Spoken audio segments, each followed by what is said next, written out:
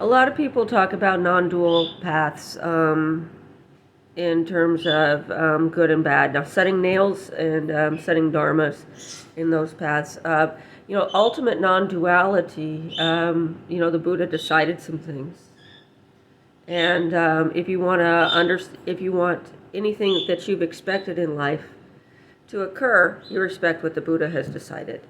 If you want to throw that to the winds of space and go try things on your own, there's lots of explanations in the Dharma teachings about how difficult it was for him to become the Buddha, what were the signs, how rare and unique it was, comparisons to Udambara flowers blooming in the sky.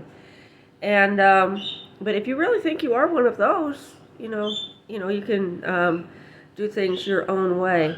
Now, some people say that you're doing things your own way when you're following the Buddha's way.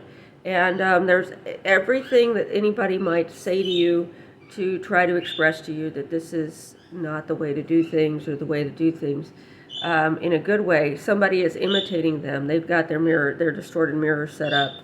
And there are so many other people that are a reflection of what you're reflecting and what you're projecting into the world.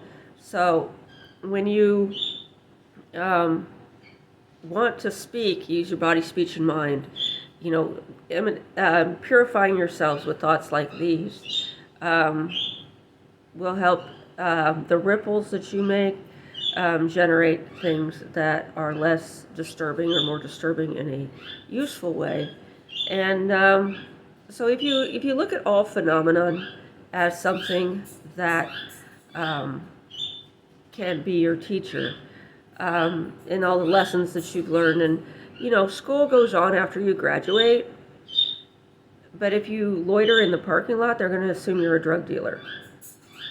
So it does. And after you're expelled too, it keeps going on after you're expelled. And if you hang around after you're expelled, they're going to know you're a drug dealer. So you take what you've learned, you apply what you've learned, and then you pay attention to the things, the different schools that show up for.